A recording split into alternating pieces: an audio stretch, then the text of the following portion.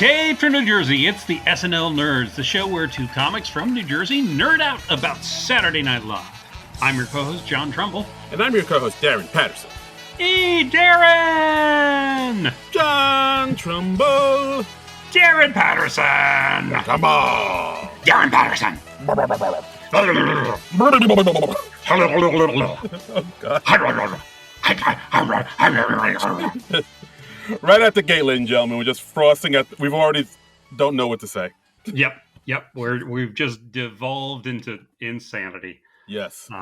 That is what we do. How are you doing? How was your week, sir? Not bad, sir. Not bad. Living the life, chasing the dream. Mm-hmm. As far as SNL related things go, started watching the new season of Girls 5 Eva.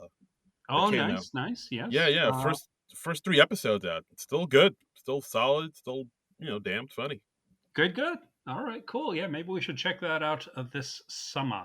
Mm-hmm. That might be fun. Where is Girls 5 Eva streaming? Is that on Peacock or Hulu? I forget where that is. Well, yes, it's available on Peacock now. Oh, it's available on Peacock. I guessed correctly. Mm-hmm. Yay! What do I win? Just the satisfaction of being correct. Oh, well, that stinks. Sorry. That's all I got. All right. So, SNL back with new shows this week. And it's unfortunate because kind of a light news week. No big stories. No, pretty quiet, pretty chill, pretty laid back, bruh.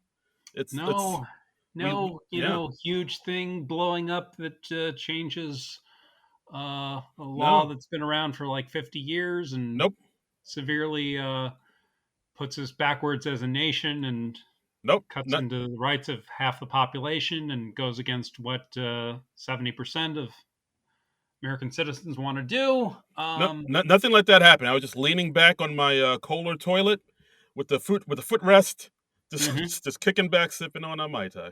Yep. So just kind of a mellow, chill kind of week. Nothing to get outraged about, nothing to get horrified about, nothing to get terrified about.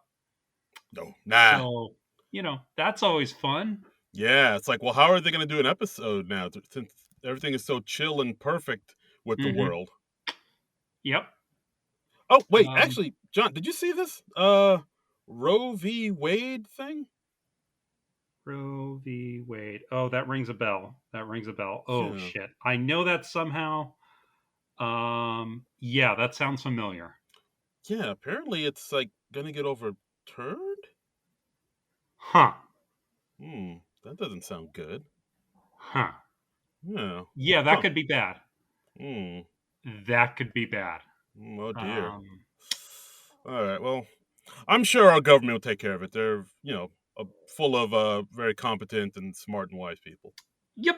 They always seem to make the right decision. They never lie to the American public. Yeah, I'm good with it. Yep. How long do you think we can keep the sarcasm train going, John? I don't know. Maybe through 2024? I don't know. Let's see how the midterms go. Oh, my God. Oh. I don't know. But anyway, we're SNL came back. We've got Benedict Cumberbatch. How do I screw up that name?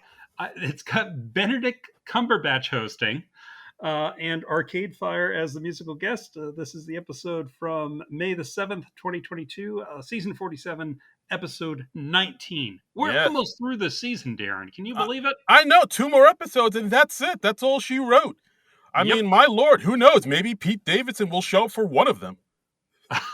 I mean, maybe Pete's got other things going on in his life. The man keeps busy. I will give him that. He does. I mean, I'll sidebar. I know I said this last year that it seems like Pete Davidson's done with the show. I'm doubling down this year. Pete Davidson is like this has to be the last season for Pete Davidson.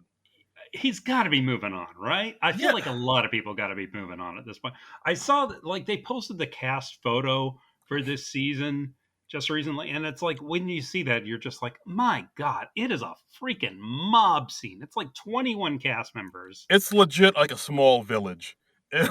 Like a small town in the Midwest somewhere. And I also saw like a lot of people pointed this out.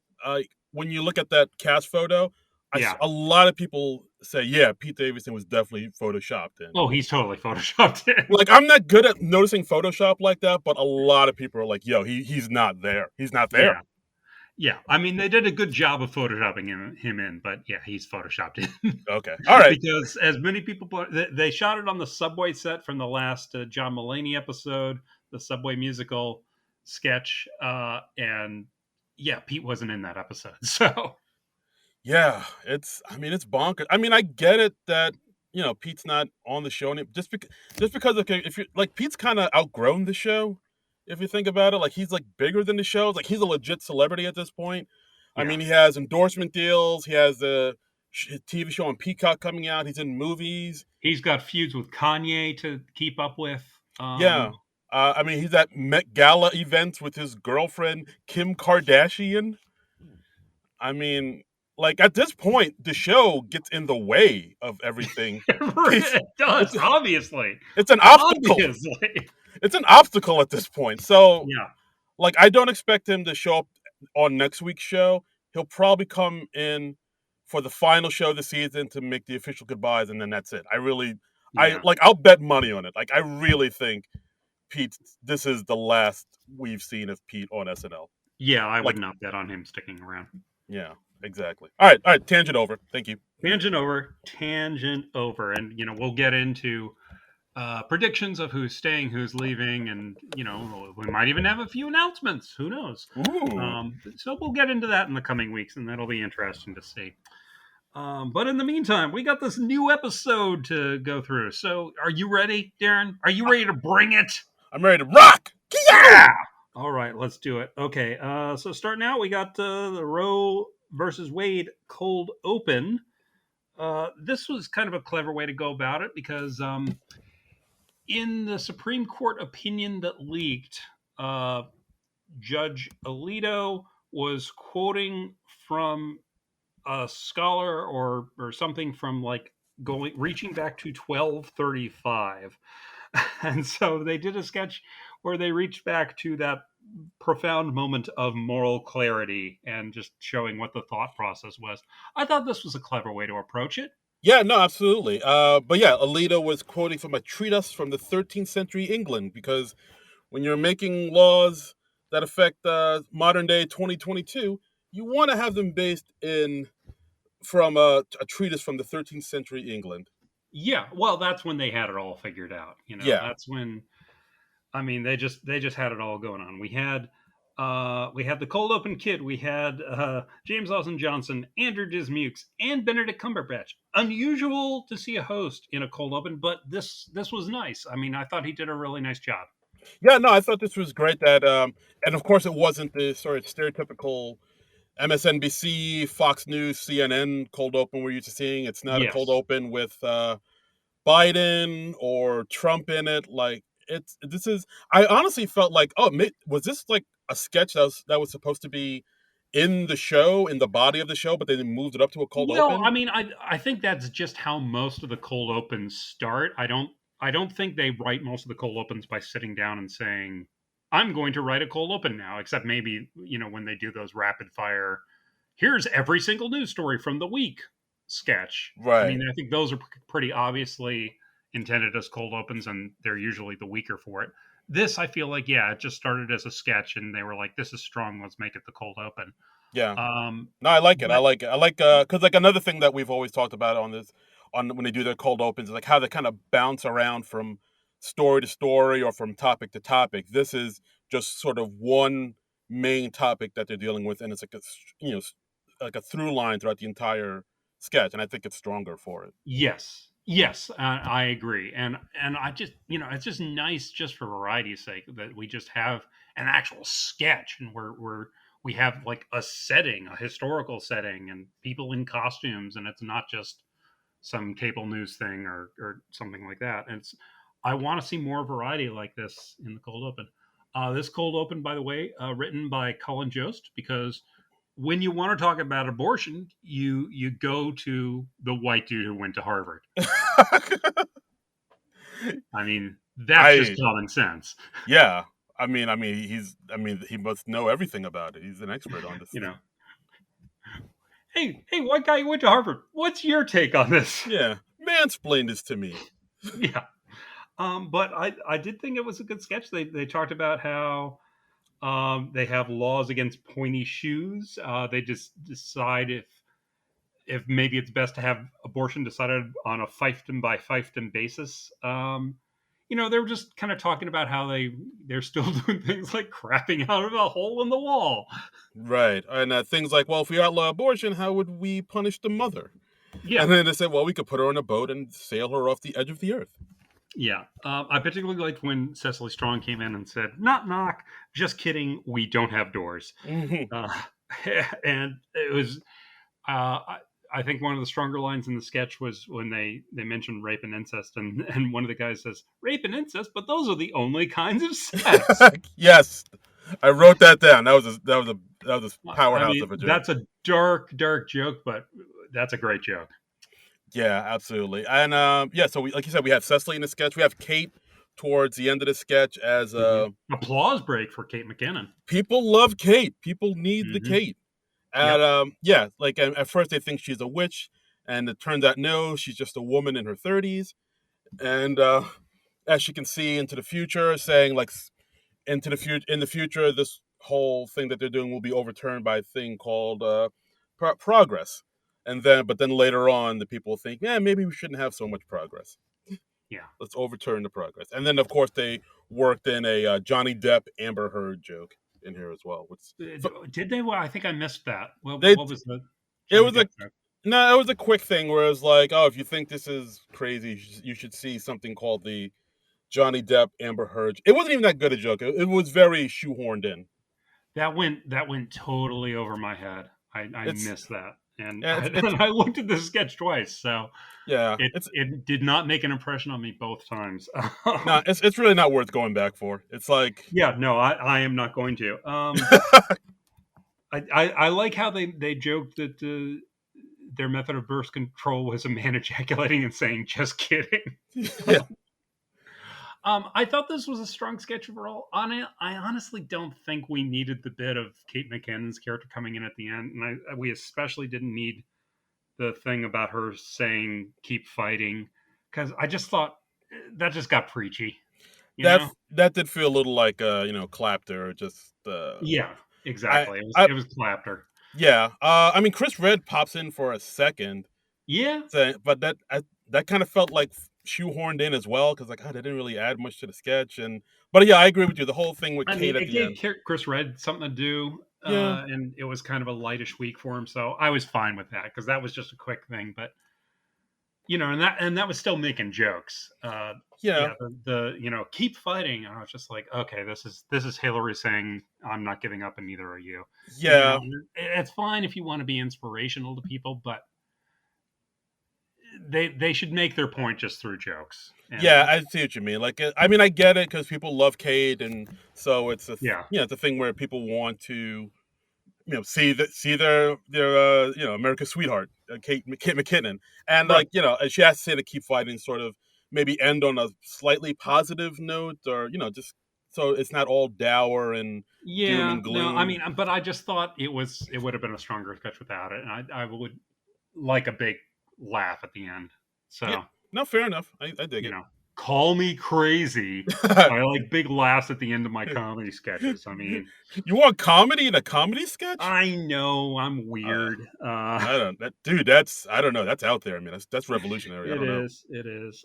Anything else to say about this one? No. Overall, I thought it was okay. It's definitely a welcome change of pace from the Yes. Fox News, CNN cold open they usually have, Yeah. and I mean, relatively focused, short for a cold open. It was only like 6 minutes. So, yeah.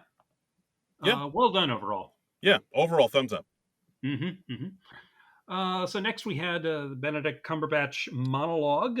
Um, Came out, joked that most of the sketches that were pitched to him were about Doctor Strange, Right. which it was interesting. We didn't even have a mention of Sherlock this week, I think. which, Yeah. I mean, I think kind of. I mean, because like I know the way the public's attention span kind of works.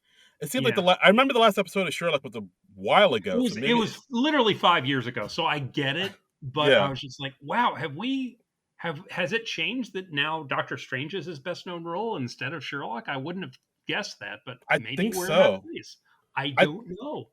I think so, just because it's most recent. Yeah, Yeah, I mean the recency Sherlock bias. thing. Yeah, I mean the Sherlock thing like was a big hit and everybody remembered it. But yeah, Mhm. like you said, it has been 5 years and people's memories are getting shorter and shorter, and like maybe they kind of forgot about that. Yeah, maybe they have. I don't know. Still want to see that show come back. Um, Same, same. I'd love yeah, to see it return. because great show, great show. Well done. Like to see more of it. Hmm. Yeah, he talked about Cumberbatch also talked about how he was Oscar nominated for Power of the Dog, but he was beat by Will Smith. Ah, Then he has to point out not physically. yes. Uh, See, it's like Gerard. He's talking about it. it was a good line. It was a good line. Yes, he has to talk He about it. wished his mom and his wife a happy Mother's Day. Um, he offered to fly his mom out for the show, and she was like, "No, I'm on a beach in Greece. Are you insane?" Yeah, I mean, it was a pretty cute monologue. I liked it. Yeah, I mean Cumberbatch is likable enough and charming enough Yeah, that he doesn't need like another cast member to come and help him get through it, or he doesn't have to resort to Q&A or a little song and yeah, dance or anything like that. He could just exactly. It's just he's and plus he's British, so he seems smart. oh my god, man, must be a genius. You hear how he He talks? seems so smart. He seems like a genius. I bet he has a mind palace. I bet he has like Mm, words float by his head. yes, you Um, see, but you do not observe. John. yes, I bet he can cast spells. He's so smart.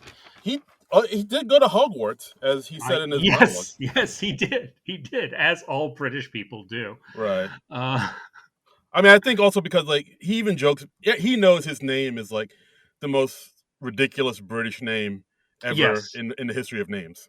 yes It's like if you were making up like a stereotypical British person in your mind, you'd be like, oh, his name is Benedict Cumberbatch. yes. Is the Benedict Cumberbatch name generator still a thing? I didn't even know that was a thing. That's a thing. Oh, okay. Yeah, there is. I'm going to look this up right now. Ooh.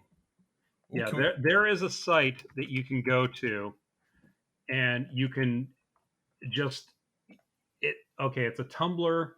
You hit make name, and okay, we have Botany Scratch and Sniff, Brewery Stinky Rash, Buckyball Candy Crush, Bulbasaur Crumpleshorn. Sir, put in Darren Patterson right now. No, you don't. You don't even have to enter a name. You just hit make name, and it gives Oh. you a Benedict Cumberbatch name. Oh, so it's So not like the Childish Gambino Wu Tang name thing, nope, right? All nope. right. You don't even have to do that much. Buckyball Capital, Rinky Dink Cankersaur. Okay. So Wimbledon tennis match. Honestly, I could spend the next hour and a half on this and be thoroughly entertained for the entire time. But Oh man. I just wanted to make sure that it was still a thing, and it is. So Right. just Google Benedict Cumberbatch name generator and have hours of fun for the whole family. Well, I mean, my weekend is made. Bandicoot colonist. Ooh. I'll just be doing this periodically throughout the show. Okay. No, please. I look forward to it. Okay, so yeah, but pretty good monologue, pretty fun. Um, Yeah, I dug it. Yep, I dug it. And it's nice to see Benedict Cumberbatch host for his second time. He did a nice job the last time he hosted. Hmm. All right, so first sketch called Mother's Day Gifts. This is kind of a variation of something they did before. I think it was in the Regina King episode. Do I It have that right? it was. It was. Yes. And so it's Edie Bryant as a mother. She's getting these cute little painted signs for Mother's Day. And then, the first two are nice, and then they get weird after that. Right. So I mean, it's honestly, if you've seen the Regina King episode, it's basically the exact same thing. It's like all these, children, and of course the husband of the mother, which that was a nice little joke they threw in there at the very beginning, where Benedict said, "Well, we all want to get all these gifts because you're our number one mom," and then Yes. Adie was like, "Well, I mean, I'm your wife," Yes. and he was like, "Oh yeah, And you know." Bandicoot Splish and Splash says, Yes, I am. Splish and I wasn't. I wasn't expecting a splish and splash. That Yep. that got me. Yep. Um, And so yeah, we have humorous signs reading things like "We sucked your teeth dry, and now you look weird in a bathing suit." yes. Were your ears ringing? I was in therapy. And having a mother-in-law is like having crabs. Yes, we suspect Dad has a secret family. And 80's good at the, oh, this is disturbing to me, but I'm going to keep plowing ahead. And out of politeness, she says, "Oh, these were getting really specific and personal." And then there are lots about how she drinks too much, Yeah, like how she's drinking wine and watching the sunrise. yeah. I mean, that's just a weekend, right? Yep, Right. or a weekday. Right. Oh, How do you spend your Tuesday mornings, people? uh, drinking and watching the sunrise Thank because I've you. been up all night. Thank you. We all do it, right? Right? Right. Okay. I'm sure bourgeois capitalist does it. So Right. I'll tell you like I told the judge, I do not have a problem. exactly. No, I wanted to get my license suspended for 3 months. Yeah, I get to walk around and get some Yeah, fresh air, exercise. yeah. It'll And be I good bet for me. that's how Beelzebub Chesterfield spends his mornings too. Beelzebub Chesterfield. That Oh, sounds like a cigarette brand. yeah. Oh, But yeah, I like this. This was funny. They've done it before, but I see why it's leading off the show. yeah, it's like a nice little icebreaker, a nice little way to warm up the show. I thought it was okay.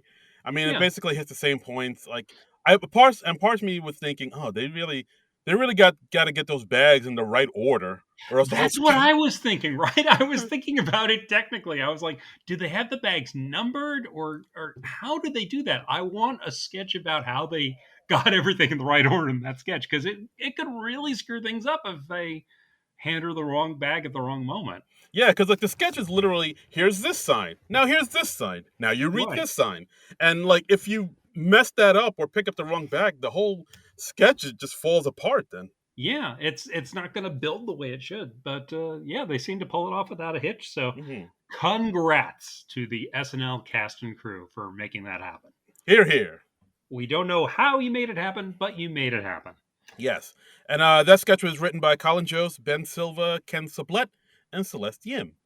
Oh, and because I forgot to give credits for the monologue, that was written by Mike D. DeCenzo and Jake Nordwind. Mm-hmm. So, yay! Yay. Yay.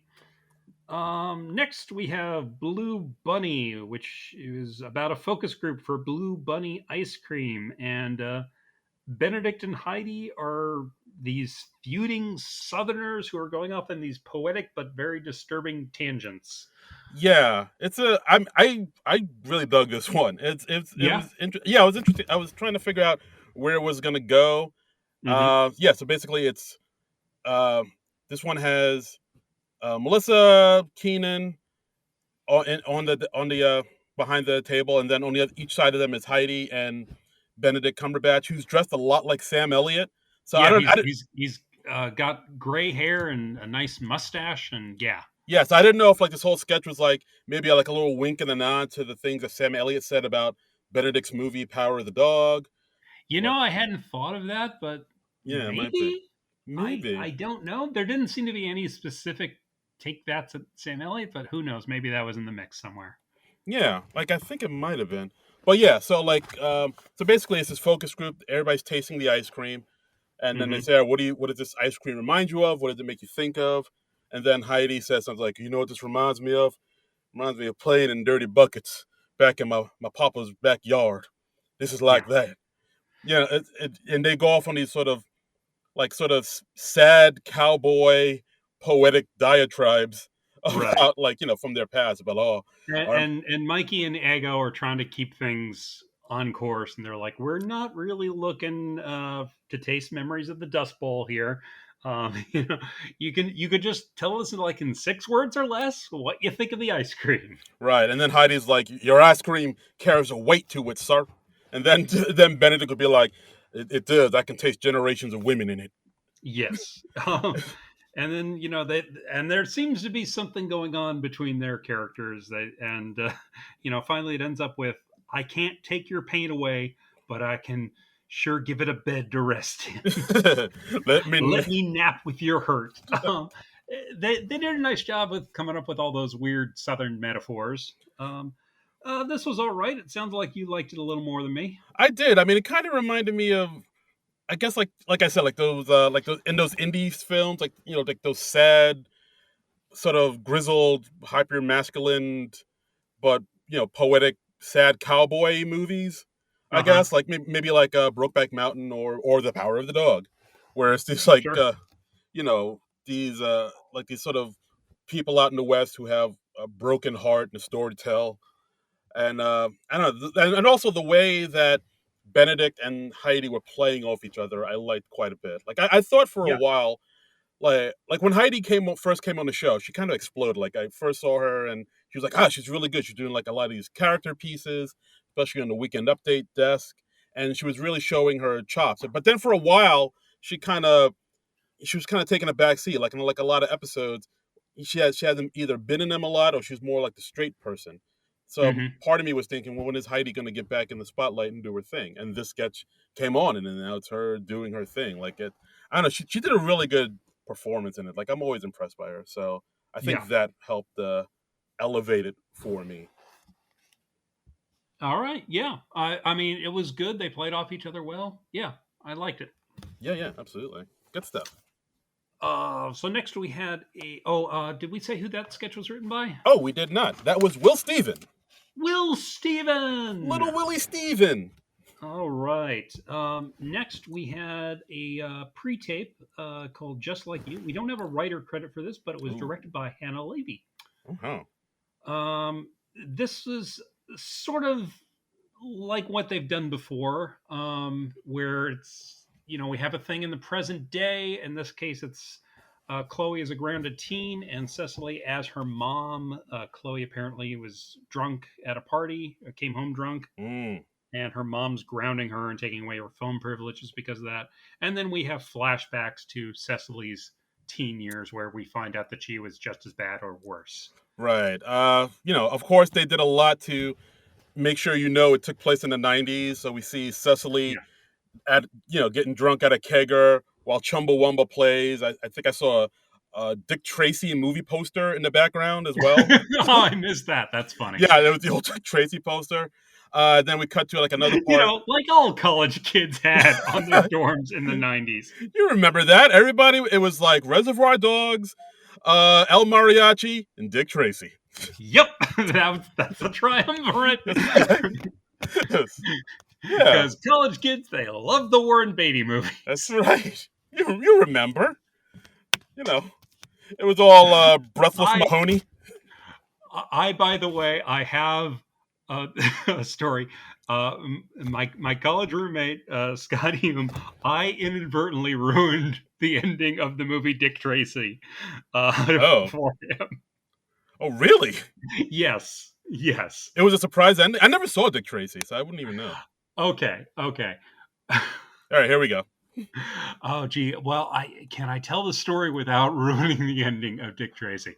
Uh, Um, what would one of the significant actors in Dick Tracy, Scott was expressing dislike for this actor okay. and was like, "Oh, I would like to see this actor uh, die in a movie." And I was like, "Well, what are you talking about?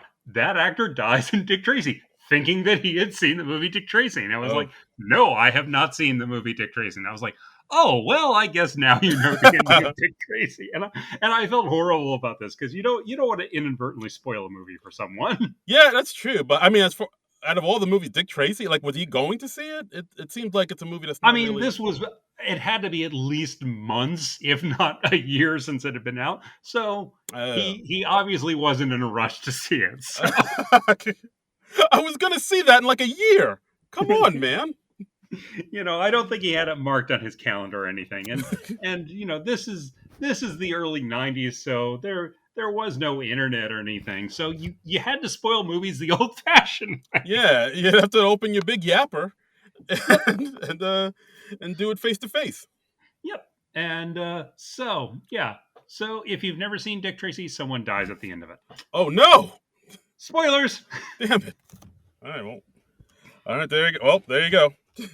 But yeah, back to But this Al sketch. Pacino's good in it, and the makeup's really great. So yeah. Right, I remember, and like I know Dustin Hoffman plays like Mumbles, and Hmm. of course Breathless Mahoney, and there's like some other Hmm. big names in it too. I know it's a very colorful movie, but It's the cinematography and the set design is great because yeah, I mean it's interesting. It's worth seeing. It's not a great movie. I don't know if it's the best adaptation of Dick Tracy that we could have gotten, but it's a very interesting movie. yeah, when you start off by saying it's interesting, that means it's not very good. It's got its problems. Oh, It's okay. got its problems, and also Warren Beatty has ruthlessly held on to the screen rights to Dick Tracy ever since that movie came out in 1990. So that is why we have not gotten another live action Dick Tracy or even an animated Dick Tracy since then. Oh, really? So they can't do any type of other Dick Tracy until Warren gives. No, no. Huh? Like at one point, I think his option was about to expire, so he did some sort of anniversary special just to keep his rights to Dick Tracy. It's nuts. Interesting. Wow, I didn't know that. It is insane, and it's like Warren Beatty, you are like 200 years old. You are not going to play Dick Tracy again. Can someone else make a Dick Tracy thing? And he's like, no, I am still. Yeah, I don't know. He still has the yellow suit in his closet, just waiting. I guess so. I guess so. It's like as soon as it happens, I'm ready. I don't know. I don't know. But yeah, Wow. he should let somebody else do a Dick Tracy thing. Yeah, let a younger generation embrace the Dick. Every generation deserves its own Dick Tracy. That's what I say. That's right. We all need our own Dick. And then I will ruin that movie for Scott too. Gotta keep the traditions alive. I will see it first just so I can go tell him the ending. Because, now it's a thing. Like, hey, you know that movie with Pete Davidson as Dick Tracy? Turns out. And Kim Kardashian as Breathless Mahoney. Oh man, I think we just put that into the ether, into the existence. Oh God, I am fearful now. But anyway, this pre-tape, just like you. Yeah. Oh yeah, we're talking about SNL. Yeah. Yeah. So like you said, it takes place in the '90s. We see her, dancing to Chumbawamba, getting drunk, hooking up with Blockbuster Video employees in the backseats of cars. Right. Can't Yeah. believe we're not virgins anymore. Yeah. Yeah. It's just I'm not talking about the sketch. I'm just talking about Right. you and me. Oh yeah. I can't believe it either. Nope. Yeah, I'm amazed. Really, I mean, if I had bet money, but Yeah, no, I would have lost that pool. exactly. And then, of course, we see Cecily's husband come in as the father, talking about how they were more respectful of and back in their day. Of course, cut to them hooking up at some party, and I think Benedict has like dreadlocks. He's like a costume with dreadlocks at one point. Yeah. Um, I mean, anytime you can get Benedict Cumberbatch in dreadlocks, I feel like it's a victory. Wagwan. And Yes. yeah. Or Burger King talisman. Ooh, now you're cooking with gas. Yeah. And of course, in the flashback, we see that Cecily hooked up with Benedict's roommate at some point.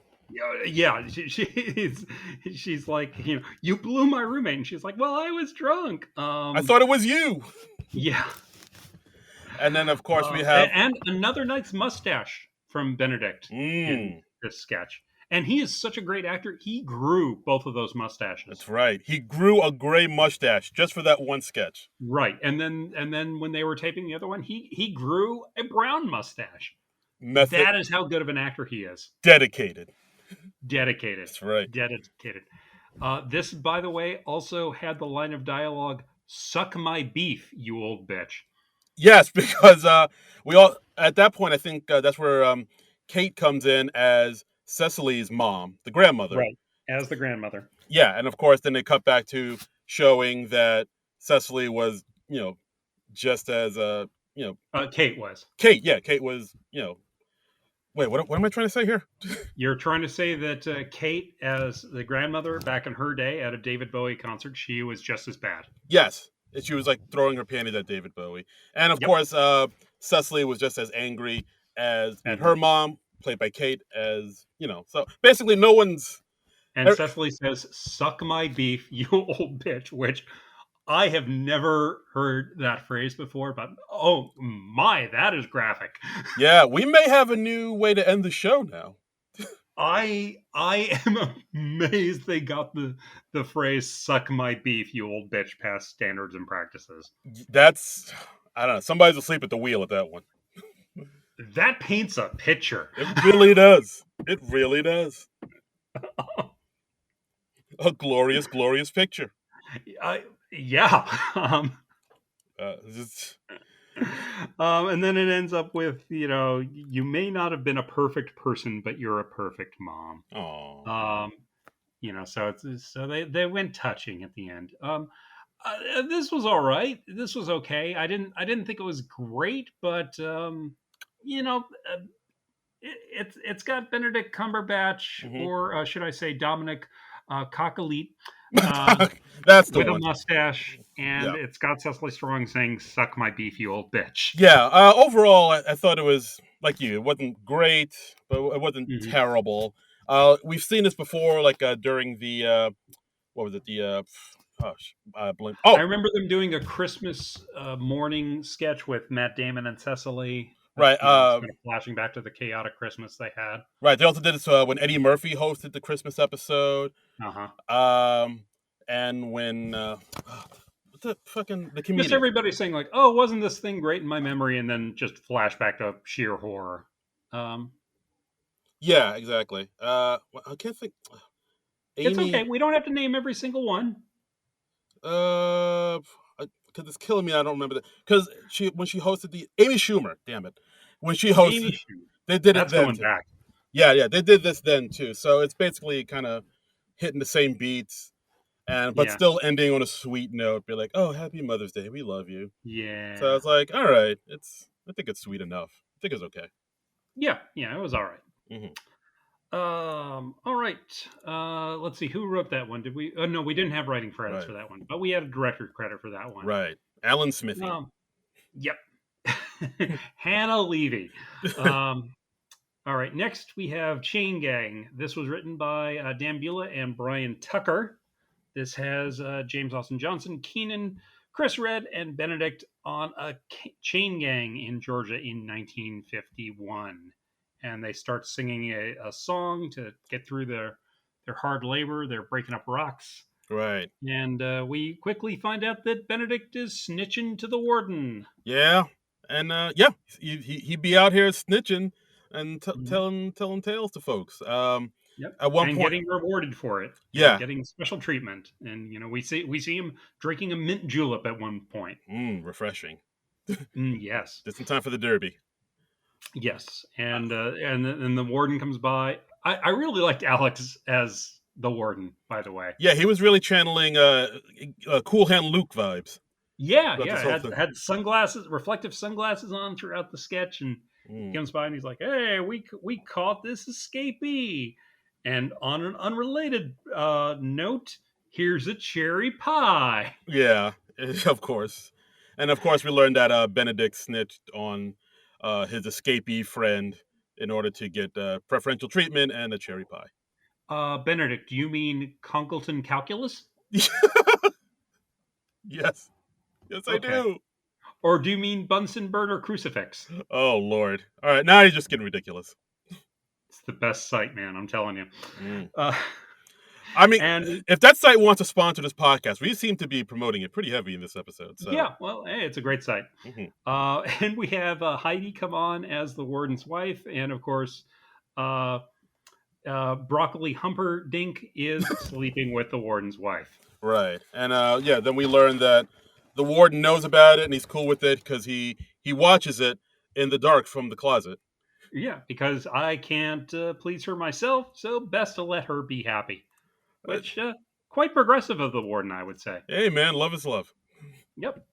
Hey, that's his kink, and we are not going to kink shame. No, you do you, man. Yep. You do you, just like Bombadil chicken broth. Oh, my God. Good God. Oh, these names. Yeah, I didn't think there was too much to this sketch. I thought it was okay.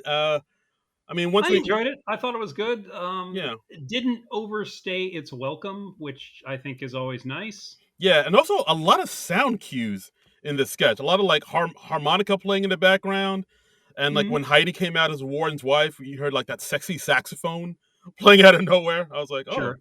this is a musical. I mean, that's just always my soundtrack whenever Heidi comes into a sketch. I just hear a sexy saxophone. I mean, hey now, hey Yeah. now.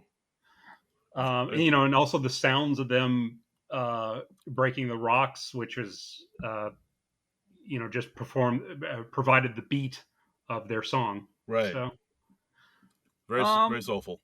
but this was good. I thought they played it well. Yeah, I thought it was Yeah, okay. I think Alex was a standout for me. I just really like what he did as the warden. But Yeah, no, I really like that we're getting to see more and more Alex. Like, it's one of the things where, like, if Beck was around, we probably mhm. wouldn't. But the fact that he, bowed out and he left the show, and now Alex is kind of getting a lot of the roles that probably would have gone to him. I like Yeah, because, like, I mean, we've been big fans of Alex Moffat for some time, and so the fact that he yeah. gets some more chances to shine, I dig that. I've been a big fan of his ever since I learned how to tell him and Mikey Day apart. Yes, that's what I made it sound like we've always known he was Alex Moffat. And we've always known been the best. But yes, there was a time where we confused him with Mikey Day, and he was Alex Day and Mikey Moffat. I will Right, admit that. Yes. right. I do kind of miss those days. Yeah. Can't go back, man. Can only go forward. Exactly, exactly. And let's go further forward in the show, and talk about Arcade Fire, our musical guests for the week. Arcade Fire. Arcade Fire! Yeah. And yeah, this was fun. Apparently, Benedict Cumberbatch is a fan of Arcade Fire. Oh, So fantastic. that's cool. Yeah, he said that when he was on Jimmy Fallon this week. Mm. Uh, or should I say, Buta White Boy Kenk Bekan. Oh, that's a Ah, tough one. think we're getting diminishing results now. Yeah, we may be. We may be. Think we jumped the shark. We may have. No, we'll bring it back. We'll bring it Yeah. back. If you do it enough times, it becomes funny again. Exactly. Exactly. Like Wimbledon Scratch and Sniff. Ah, there it is. All right. There we go. There we go. Back on the Yeah. Well, trolley. okay. We're getting a repetition of the Scratch and Sniff last name. Yeah. But so anyway. Yeah. So they did two performances. Arcade Mhm. Fire. First song, Unconditional One. Lookout Kid in parentheses. Fun, jangly kind of song. I enjoyed this. Yeah. Yeah. I have liked Arcade Fire stuff. I mean, they have like that sort of big arena rock sound where it's Yeah. kind of like indie rock, but it's has like I said, like a bigger, I guess you could compare it to like maybe Coldplay or something like that type of vibe. Yeah, but Coldplay is like more of the electronica. They're more of the acoustic, jangly thing with old timey instruments. Um, Yeah. I keep flashing back to the new cast member Arcade Fire sketch. Yeah, as well you should. Yeah, they include the accordion in all their songs. Their lead singer looks like a lumberjack. He's okay. Yes. Uh, Um, but yeah, I thought it was a great performance. I like the way if you check the lead singer, Win Butler, I mhm. believe, his guitar says "Call Your Mom," which Yes, is a nice in little another Mother's Day, and also 1973 on the guitar. yes, So, yes, and of course he ended the performance by saying "I love you, Mom," which I thought was yep. very sweet. And the big thing, midway through the performances, they had big inflatable wacky armed men. Yeah, Uh, big, puffy, inflatable men, and amazingly, they were able to like time the inflating enough that it seemed like they were doing a choreographed dance to the song, which that was just impressive, man. Yeah, that was impressive. The fact that I guess the ceilings in Studio 8H are tall enough for a big inflatable man, Yeah, and yeah, like you said, like the way, like the inflatable men hit their cues and came on and just started dancing as soon as they were I supposed mean, to. it really seemed choreographed the way their arms were going back and forth. I don't know how they managed that. I mean, I guess they just experimented enough that they figured out how to do that, but that was really cool. I was like, they should make these guys a regular thing. Yeah, why don't more I perform? want to see inflatable men puffing up and down in front of every musical guest, whether it's appropriate or not. When are inflatable men gonna make it onto the main cast? I don't know. I don't know. Can they join Please Don't Destroy or something? I don't know. I just want to see more inflatable men. What I'm saying is I'm very easily entertained. Colorful inflatable men. That's enough to make my day. That's all I need. I'm apparently like a cat with a laser pointer. But it's just inflatable men. Yeah, and their second performance was the Lightning 1 and 2, or A 1 and 2, yeah. Apparently, it's like two songs weaved together. yeah. Yeah, it was really cool. I especially liked had a bit at the end where they went off on sort of a musical solo. I mean, just strong stuff, fun, upbeat, positive, uplifting lyrics. I really like Arcade Fire. Yeah, no, absolutely. I like that. There was that one point where one of the singers, I believe the keyboard, she had held on to this note for a crazy long amount of time. It was really impressive. She had pipes, and Yeah. it's like you said, very big and sprawling, positive vibes, positive song. And of course, at the end of that song, the lead singer ended it by saying, "A woman's right to choose forever and ever, amen," which is Yeah. that's pretty fantastic. Yeah, it's very cool. Gives you no doubt about where they stand. Right? No, they make it known where they're at. They put it out there, so that was very cool. Yeah, two fantastic performances, I think. 2 for 2 on the musical guests. Yeah, good stuff. Good stuff. No inflatable men in the second number, Oh, which little disappointing. I just like inflatable men in all of my entertainment choices. I think that's why I've been watching Better Call Saul for 6 seasons now. that's how they got you. Yeah, Oh, yeah. I was like, Saul Goodman and inflatable men. I am there. I think there's actually inflatable men in that new Jordan Peele movie coming out this summer. Nope. Ooh, nice. All right, cool. Tickets prepaid for. Sold. Yes. Next up, weekend update. Jost Che. Weekend update. Jost Che. Hey. Che. A couple really strong jokes right at the top, talking about the Roe v. Wade story, of course. And he said, Colin Jost says, "Tomorrow is Mother's Day, whether you want it to be or not." That is just a perfect joke. That's just wonderful. And then talking about the Supreme Court leak, and he says, "So they slipped up just once, and now they have to live with it forever." Yeah. That's great. Those are just two really strong jokes. They have a point of view, and they go hard. Really liked it. Yeah, no, very, very good. I think he also mentioned that Alito cites Kavanaugh 6 times in his defense. One for each beer in the pack. Yep, he likes beer. I like beer. I like beer. He likes beer. I know Che had some thoughts on it, saying that, as a man, he can't possibly imagine what it's like to go through as a woman. So he asked women around the office about their abortion stories, and he really learned a lot from the HR meeting they made him go to afterwards. Yeah, that was great. And Che also talked about how he has resources that the average person doesn't, because the average person can't just text Lauren in the middle of the night and say, "Yo, it happened again." Damn. So Lauren. I mean, my God, I just love the image and the idea of Lorne Michaels just in the middle of the night, just handling it, taking care of this stuff. Yeah, he's or in a family way. Yeah, he's like Harvey and Harvey Keitel. Harvey Keitel in Pulp Fiction. Thank you. You read my mind. Yeah. The wolf. The wolf. And he's at an elegant dinner party in a tuxedo at 11 a.m. Yeah, I could be there at 6. I could be there in 6 minutes. What's the deal with that, by the way? Why is Harvey Keitel in a tuxedo in the middle of the day? I don't know. Look, he gets invited to parties we can't even imagine. We can't even conceive of. That's evening parties. That's so passé. Morning parties. That's the new thing. I mean, yeah, it's not like a Jack Donaghy thing where it's it's after 6. What am I, a farmer? Oh, one of the best lines from 30 Rock ever. Oh, But yeah.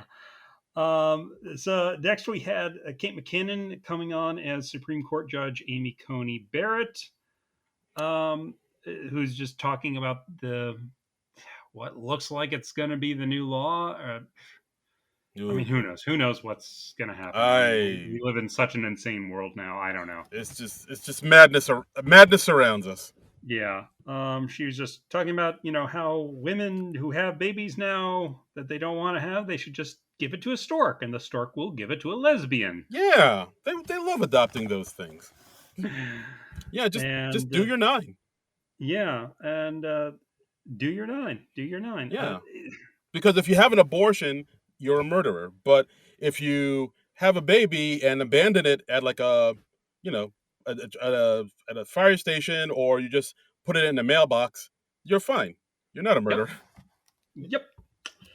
You And know. the court is not partisan. Our spouses are effing crazy. I Yeah. don't know. I felt like this could have gone way harder. A little bit. Yeah. I mean, Yeah. it's definitely because it is a very touchy subject, of course, to find humor in.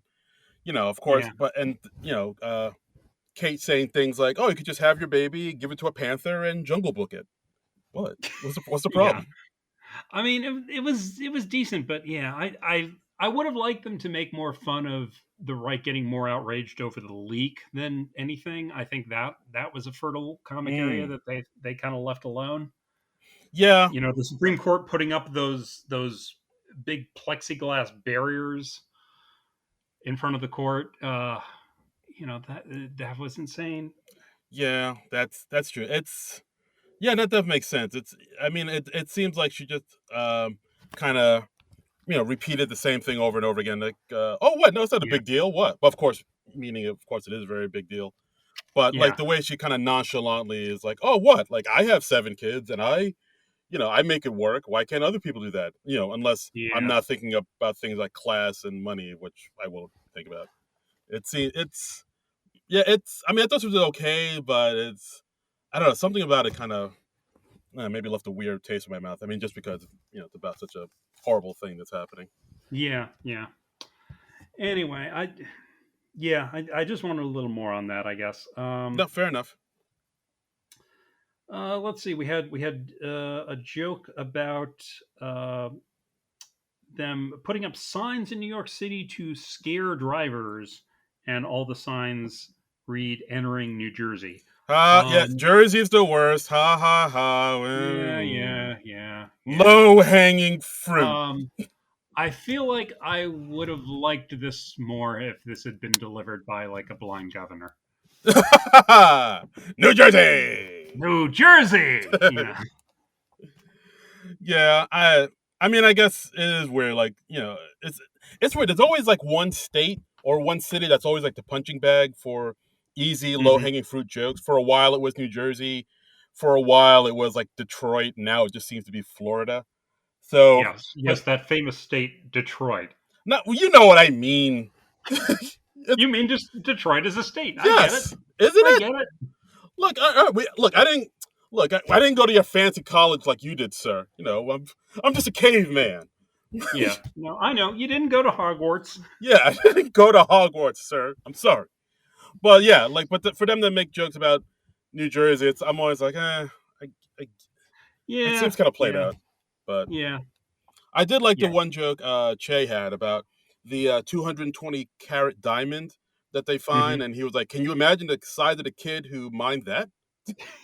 I mean, that's a clever joke because you don't see where it's going, and Right. then you get there and you're just like, wow. Yeah. I like this joke about one of Jackie Robinson's bats is being auctioned off that he used in an All Star game, and they said, fun fact, this was also the bat he used to get back to his car safely. I mean, Um, it's rough, that's a but good joke. it's true. Yeah, where's the lie though? Where is the line? And I really love the joke they had towards the end about the 21-year-old Chihuahua named Timothy Chalamet. Yeah. Just because I enjoy jokes about that Timothy Chalamet son of a bitch. Yeah, Mr. New Willy Wonka. Yeah. Yeah. Take him down a peg. Yeah. Yeah, he's had too good for too long, Mr. Chalamet. Yep. Mm-hmm. Decent update. Could have done with a stronger guest piece, but Yeah. Oh, I thought the jokes were solid. yeah. Overall, not too bad. Mm-hmm. Next up, we got The Fainting Couch by Brian Oh, the Tucker. fainting couch. Oh my. Oh, I'm fanning myself now. This is takes place in England in 1914. Alex tells his sister Cecily and Benedict, who I guess was his father. I don't think they really clarified the relationship No, between I think Benedict was Cecily's husband in this. Cecily's husband. Okay, Yeah. so it was Cecily was the sister, and Benetton Charmander was his brother-in-law. It's funny again. Got it. Got it. All right. Right. And yeah, so basically, like you said, Alex is telling his sister that he's joined, he's signing up for the army, he's going to join the war. And of course, Hmm. Go Cecily, to the front lines. yes. And I mean, the one thing I did like about this sketch is like everybody is like playing, I mean, with the exception of Alex, but Cecily Hmm. and Benedict are playing it so over the top and so British. It's Yes. pretty, like, it's also kind of weird to see a British man playing a stereotypical over the top British man. In this, He's doing a fake British accent in the sketch, which I liked. yeah. I enjoyed that. Yeah, it's almost like when Monty Python makes fun of British people. It's like almost like that, where Mhm. it's like, "Oh, hello, dear sir. Yeah, What yeah, seems to be the matter here?" yeah, yeah. Like that. Um, yeah, that's fun. Uh, I guess we were getting this in lieu of another, the War in Words sketch, which I was thinking there was a possibility of because British person hosting, and Mm. that seems to be their tradition. But we had this instead. It's usually like a British woman when they host, not Yes, a bloke. yes, but I'm saying they could have changed up the formula a Yeah, bit. You know, I could see that. look, I just like Mikey Day acting incredulous. I mean, we get this here because Yeah, I mean, basically, this is a very physical sketch. This is all physical. yeah. I mean, Cecily, as the newest is sinking in, she wrecks the room and knocks everything over, and so a lot of physical comedy from Cecily. She rips curtains, she breaks shelves, she rolls over the couch, Right. and Mikey is the butler Henry who keeps bringing out drinks that get spilled on him Right. and knocked over. That's pretty much the basis of this whole sketch. It's like her Yep. hearing the news that her brother is going to war, and her being like literally like, oh, oh Yeah. no, Yeah. and like fainting and smashing everything in sight. And she keeps missing the fainting couch, Exactly. which is ironic because the sketch is named the fainting couch. Ah, see, it makes you Yep. laugh and think. Get that? Yep. Yep. That's some clever writing by Brian Tucker there. Hmm. And yeah, and so it's basically like Cecily smashing around the place, Mikey getting drinks thrown in his face. Like every time he brings Hmm. in some elixirs or some wines, the tray just smashes all over Yeah. him and he gets Smelling wrecked. salts, Smelling salts. brandy. Yes. And then we of course we see that Benedict's character is also faints at the sight of blood, and he Yes. has a fainting spell. He actually spills hot soup on Mikey, and Yeah. that's As soon as they ask him to bring in the hot soup, he's like, "Oh, this isn't going to be good." yes. And I liked how Benedict explained at the end. He says, "The fits run in our families ever since a tiny bit of inbreeding for the Yes. last 500 years." Yes. I like that.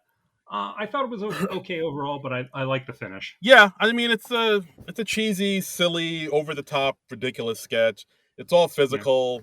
It's I mean if you like seeing people, spill themselves all over the set and smash everything around, you'll love this sketch. It's And I do. yeah, no, well, I'm not above physical, comedy. I'm not some comedy snob or anything like that. Yeah. But yeah, I thought this was charming enough. That's like, oh, okay, they're just Hmm. smashing around and going, "Goo, oo, oo." Like Yeah. that's fine enough for me to put a smile on my face. Yeah. That's good. Yeah. I thought this sketch did what it was aiming for. Yeah, So absolutely. good stuff. Next, we have another pre-tape. This is called "New Toilet." This was co-written by Mikey Day and Streeter Seidel, and directed by Mike Diva. By Mm. the way, I hear Mike Diva. He is a bitch to work with. I thought you were going to go the other way and be like, Mike Diva? He's actually a pretty nice guy. Oh yeah, well, yeah. So conflicting reports, but Very he's reasonable. very demanding. Yeah. Yeah, so this He is... was like, "Oh, we do this as a pre-tape, or I quit. We're not doing this live. Fuck you." Fuck it, we'll do it live. Fuck it. But yeah, so this commercial is basically a sequel to the Kohler toilet commercial that Benedict Cumberbatch did last time he was on SNL.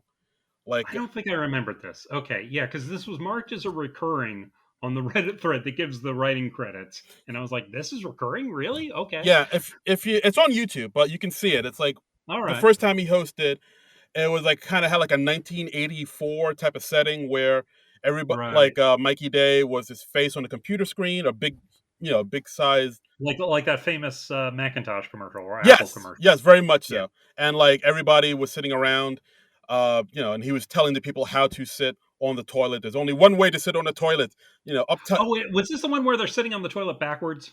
Yes, that's where he sits on. That's where he Gotcha. Okay. changes the game and revolutionizes everything by sitting on the toilet backwards, bucking the system, man. Right. Yeah, so that's Right. on YouTube. You can And see it. Vanessa Bayer's in it too, back when she was on the show.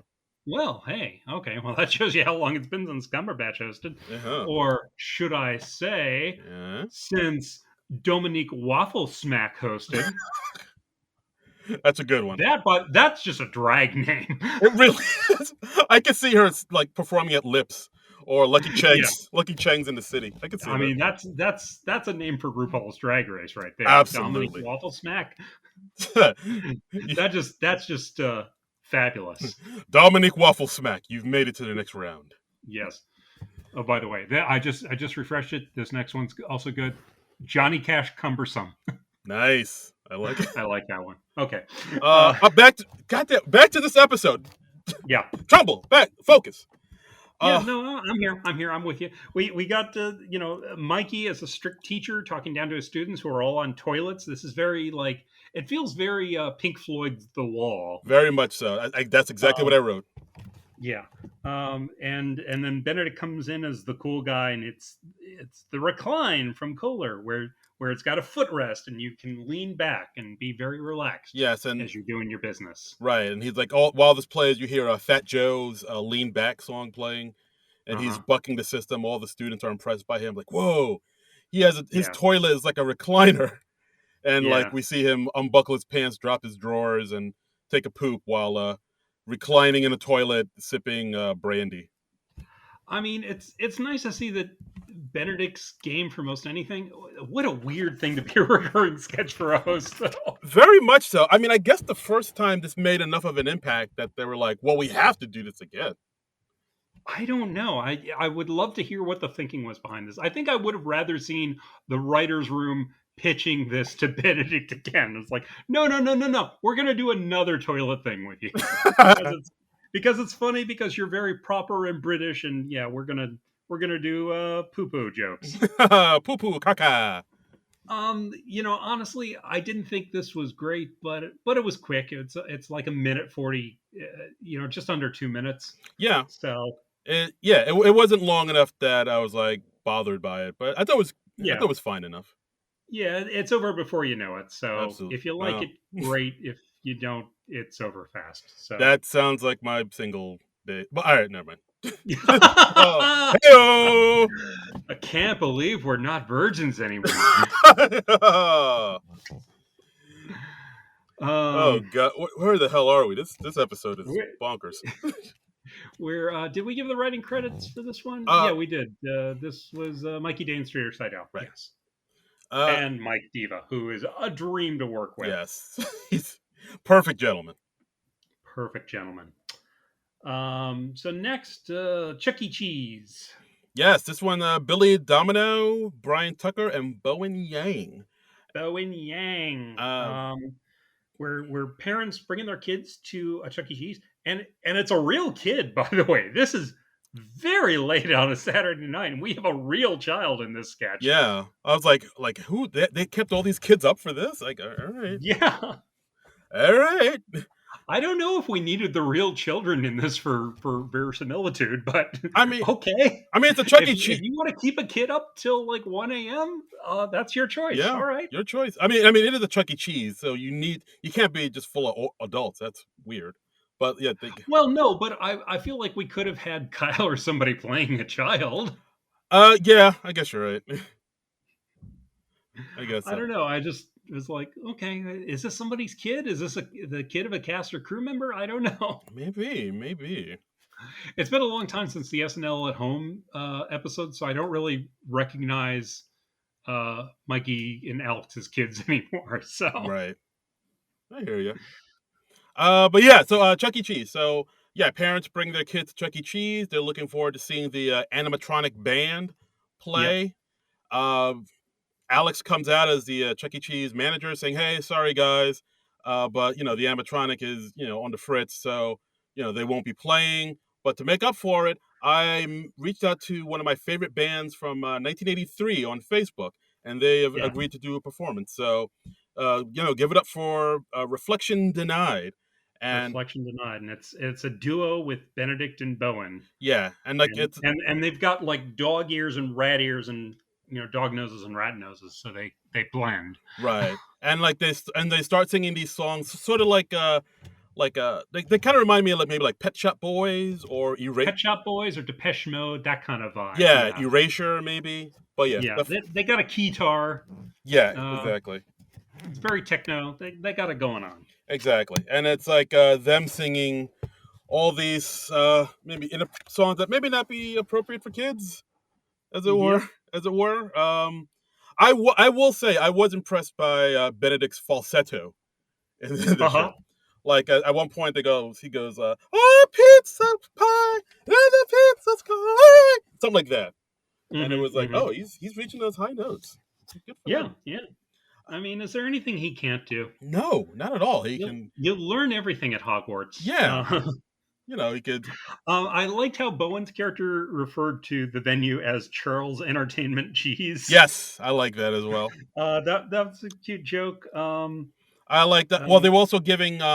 They also had to give out birthday congratulations to some of the kids, and they were like huh. saying, "Hey, Timmy, congratulations on the anniversary of emerging from your mother's vagina." Yep. Hmm. Which and we have quick little cameos from Keenan and Aristotle comes on as Pasquale, the pizza chef. Yeah, I don't know if those were needed. They kind of felt like they were forced in those two.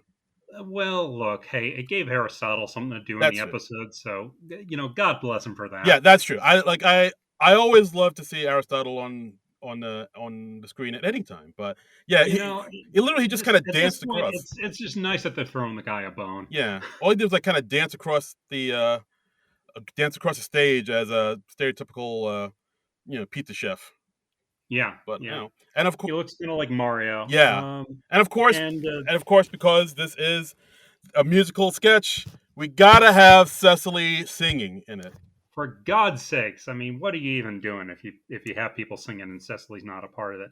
Yeah, so it's representing the salad bar, an untouched place where hope goes to die. Mm. We have Cecily Strong dressed up as a carrot, and gotta say, pulling it off. Yeah, see, all right, so that makes sense now because like I She's was a good-looking carrot, right? that hot carrot. Like I She's that carrot's got it going Yeah, on. what's up, Doc? Oh, that carrot's good for my eyes.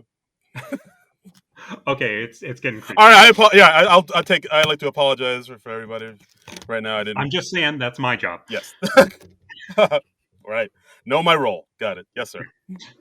But yeah, I was actually wondering like why she was a carrot because like the carrots aren't in pizza places. There's no Uh-huh. vegetables and Was there some rationale behind it, or no. Like I probably missed that line about the salad bar things and like yes, so that's yeah.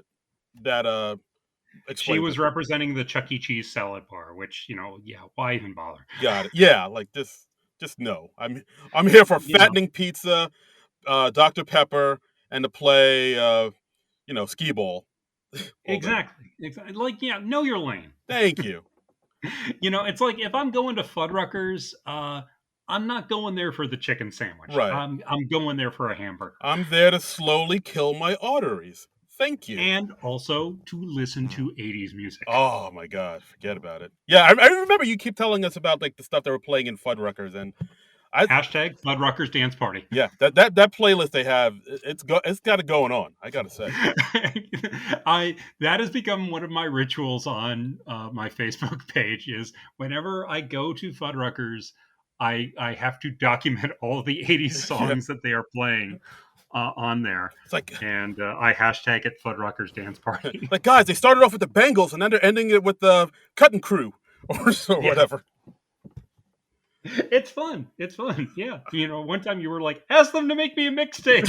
Yes, I need it. Fuddruckers is basically like Lloyd Dobler in Say Anything, just hoisting that boombox over their head, Mm. and I'm just grooving to their tunes. I dig it, groovy tunes, man.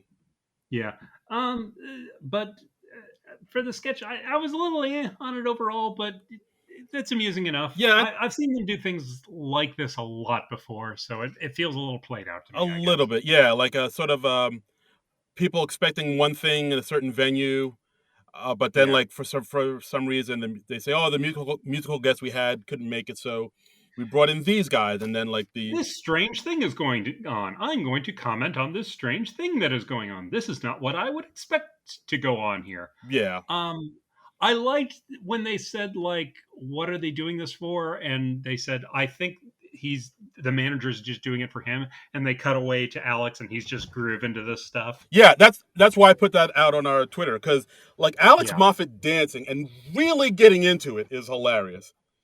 Like Yes. eyes are closed, feeling the groove, Yeah. hands through his hair, like touching his He's body. he's like voguing Yeah, basically. he is in it, and I Yeah. applaud that, sir.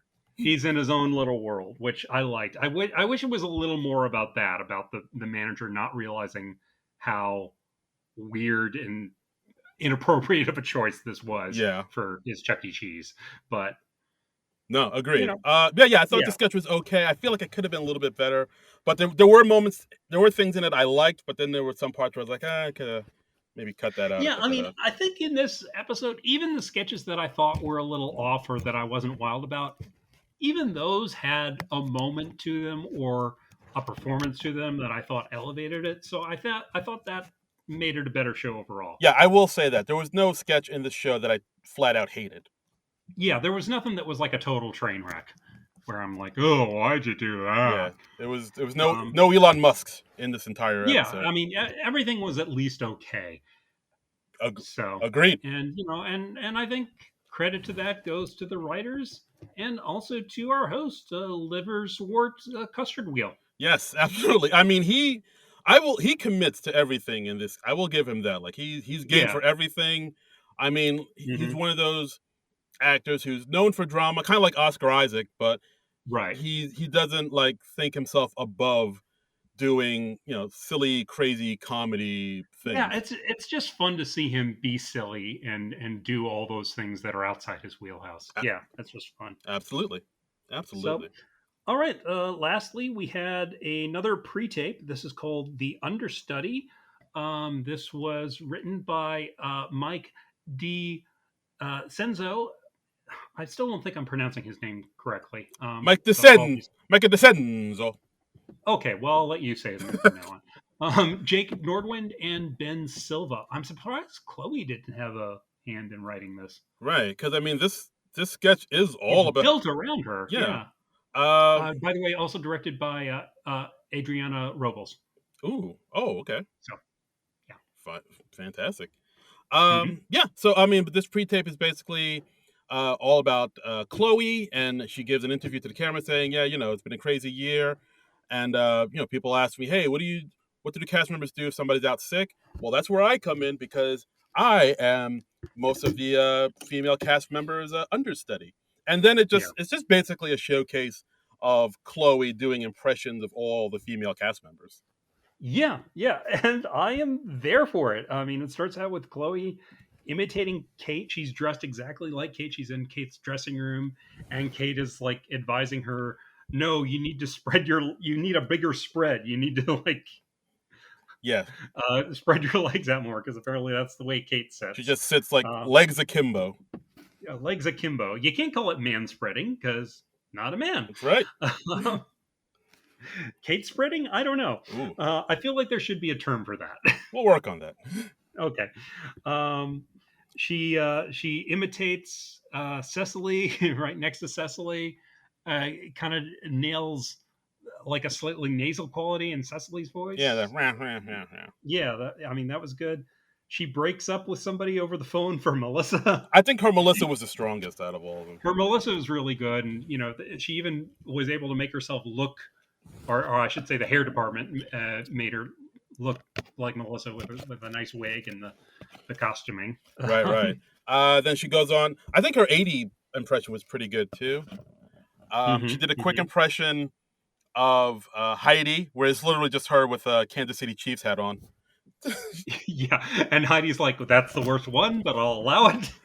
She does an impression of Sarah Sherman, which is just her going, "Hi, I'm Sharon." Like, like it's just like that with she has like a clown collar on as well. Yeah, yeah. And then of course And Sarah just goes, "Do I really sound like a Jewish parrot?" yes, and everybody's like, "Yeah, you kind of do."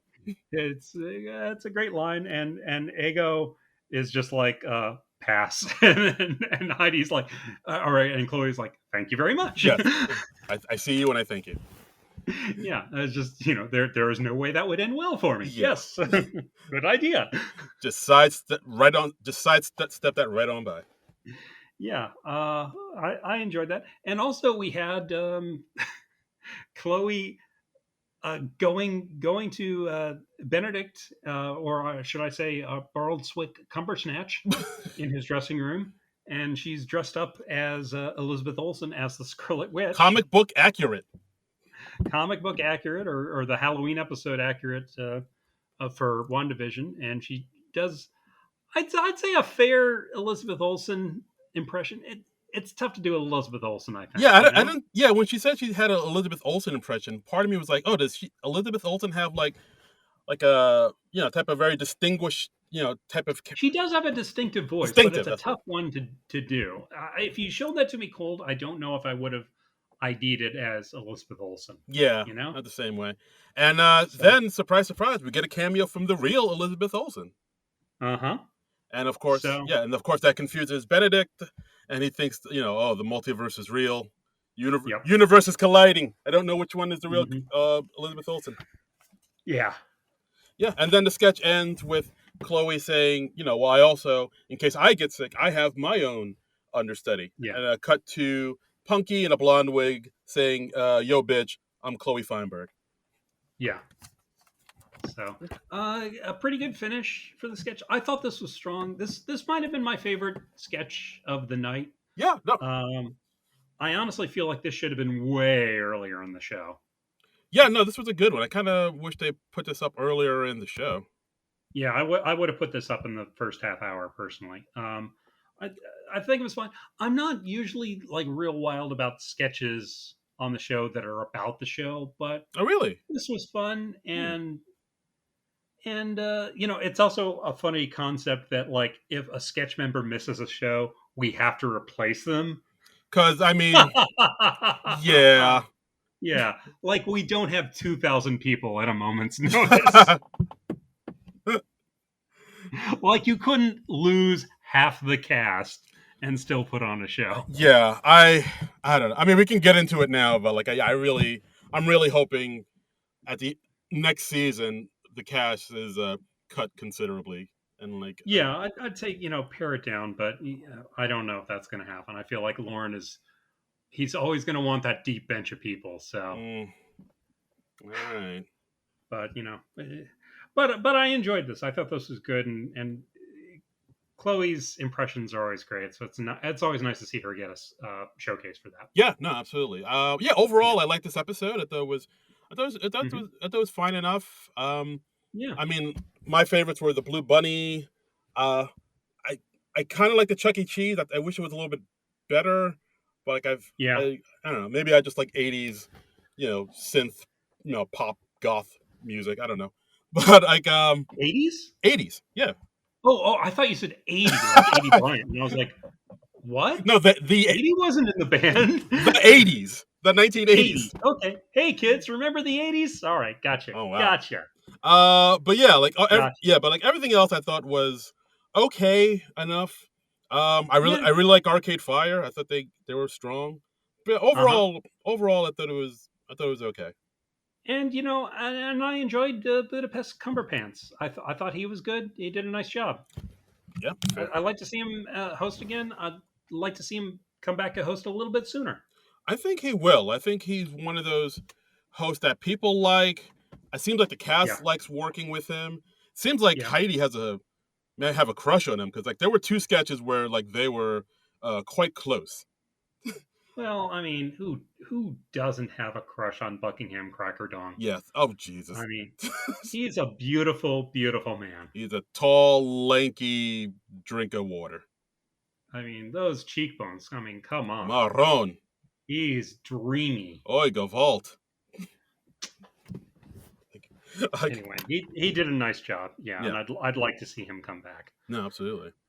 And lastly, we had the good nights.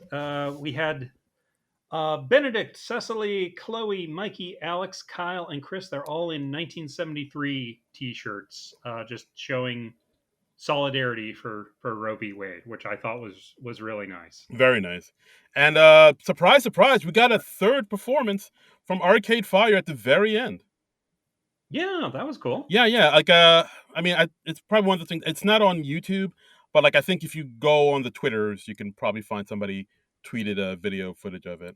Mm-hmm. Yeah, I mean, I didn't see the I whole thing think, because, like, of course, they cut it off so they could put the. yeah. I didn't see the last number either because I was watching the show online this morning, and they don't typically put the good nights up, and I wish they did, especially when they have another musical number, the beginnings of a musical number. Here, here. That's nice. I thought it was really nice that they were wearing the 1973 T-shirts, but I thought it was kind of weird that we didn't have everybody in them, and I'm Mm. just wondering, like, okay, could not everybody change in time, or what was going on there? I don't know. I just thought that was kind of funky.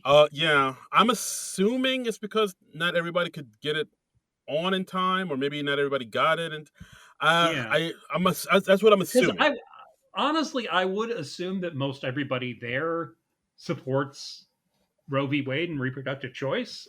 Right.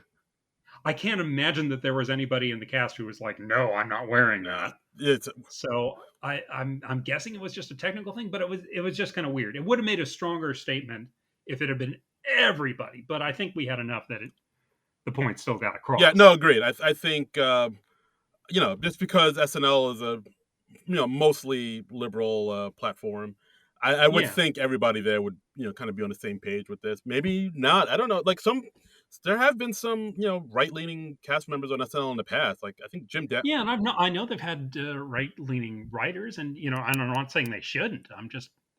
But yeah, I was just surprised. Is all yeah. I'm No, no. saying. I'm actually Yeah. just kind of surprised too. But like I think they had enough people there wearing the T-shirt that the point got across, and of course, it ended with uh, Arcade Fire with the third song. So I was like, I think the message hit home.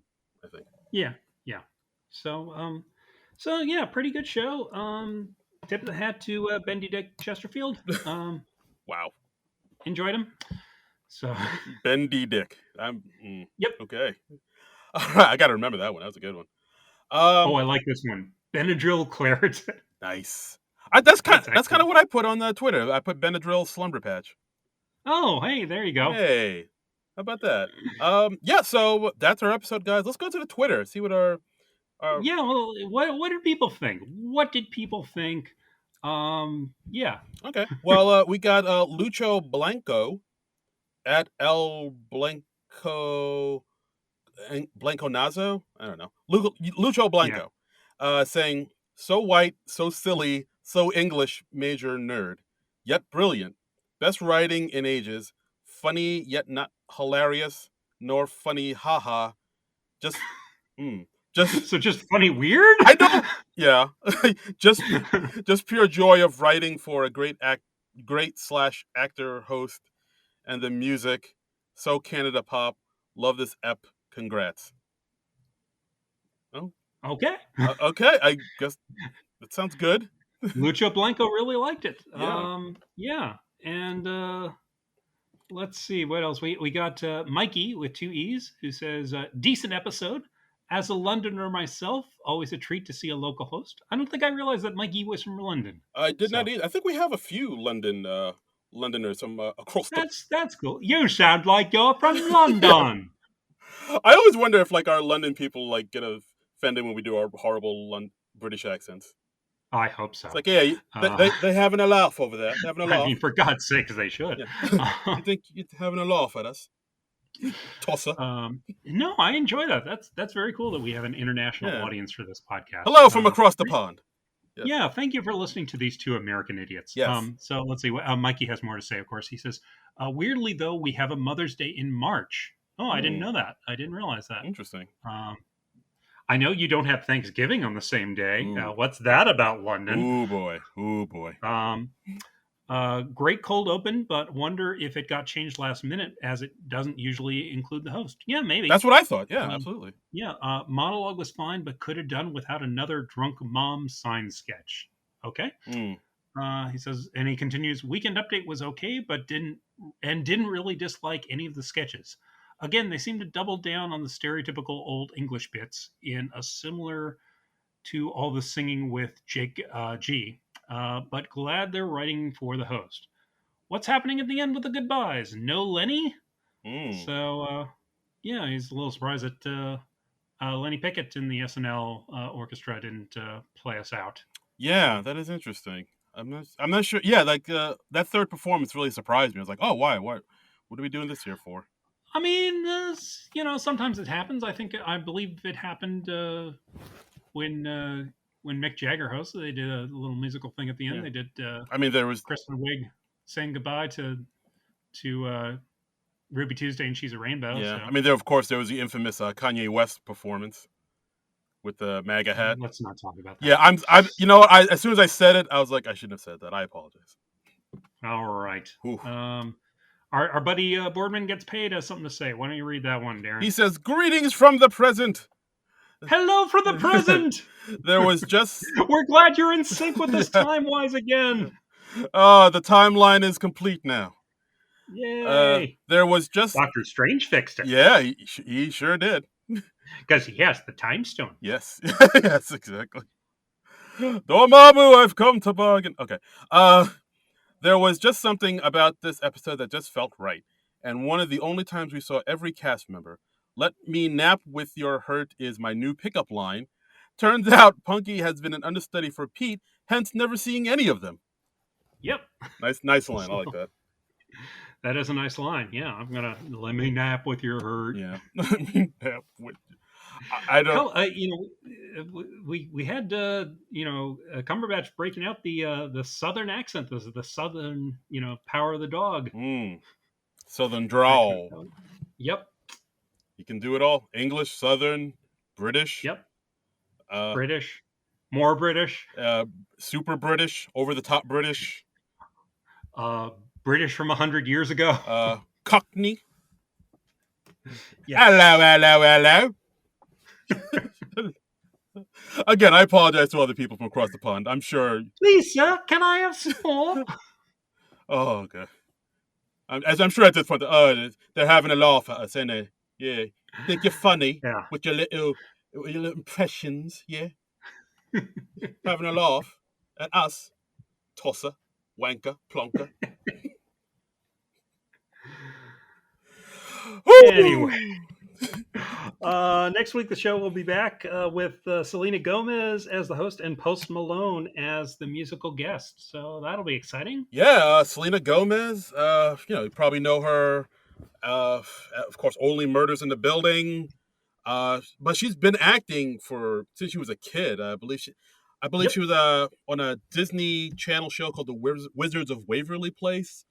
That sounds right. I'm not a big Disney Channel person, but yeah, we'll say yes. Yeah, I know she was a kid star. Yeah, I think she was on some episodes of like Barney back in the day. Oh wow! Yeah, that's going way back. And then she grew up, and then she did that Harmony Korine film, Spring Breakers, to be like, I'm grown up now. I'm gonna get grown up roles. And yeah. And I guess that worked because now she's in Only Murders in the Building with Steve Martin and Martin Short. Yeah. So that's nice. Yeah. So I'm looking forward to it. I like her in Only Murders in the Building, although some people say, oh, everybody else is kind of better than her as far as acting wise, but I think she holds her own. And Post Malone, I don't know too much about. I know he's like a pop guy, pop rap. I know he has a face tattoo, right? Yeah, he's like a big, heavyset fellow, very hairy face, very tattoos on his face. I just know him because he came out with that one song that was on the Spider-Man Across the Spider-Verse movie. That song that Miles Morales sings to calm down when he gets nervous. Like, that's like, oh, that's a nice song. I like that.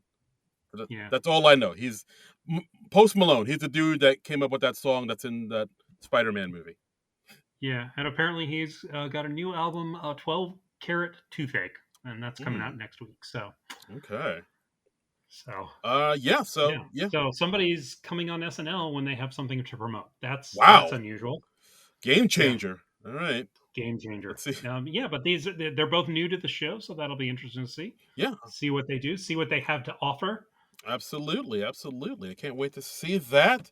And that's our episode, guys. Thanks again for listening, as always. Thanks for liking and subscribing and sharing and telling your friends. We really do appreciate it. And rating and reviewing and yeah. Yes, we appreciate it, and we appreciate you. We're just this little podcast, just chugging along, trying to make it to the big leagues, and we appreciate any and all. And now people in England are listening and being horrified by our accents. Yes, exactly. Like they hear our accents and they immediately head for the fainting couch. Yes. As you do. But this was a pretty fun show. Not best of the season or anything, but a perfectly cromulent episode of SNL. Yes, absolutely. So thank you to everyone, and thank you to Blubberbutt Creamsicle. Yes, good God, what a note to end it on. Yes. Yeah, and as always, you can follow us on Twitter at SNL Nerds Show. Give us a follow. If you're not a bot or some weirdo, we'll follow you back. And same thing with me. You can follow me on Twitter and Instagram at Darren Credible, DARA Incredible. Give me a follow. I'll follow you back as long as you're not some weirdo. Yeah, and you can follow me on Twitter at Trumbull Comic. That's TRUMBULL and the word comic. And maybe I'll follow you back. Maybe I won't. We'll see how it goes. Exactly. You never know with him. We'll see how it goes. I have a fear of intimacy. That's right. He runs hot and cold, people. You don't know where. Don't come too close to me. Exactly. He keeps everybody at arm's length. That's why we're still doing the podcast from our own apartments, because he just. No, this is we're doing it remotely. Right. John, let me nap with your hurt. I need more space. It's moving too fast. I can't take away your pain, but I can give it a bed to lie in. Oh. So anyway, we'll be back next week with Selena Gomez and Post Malone. They won't be here with us, but we'll be talking about them, and isn't that almost as good? Mm-hmm. So we'll be back with then, and until then, nerds out! This has been a non-productive media presentation. Executive producer Frank Hablawi. This program and many others like it on the Non-Productive Network is distributed under a Creative Commons Attribution Non-Commercial No Derivatives license. Please share it, but ask before trying to change it or sell it. For more information, visit non-productive.com.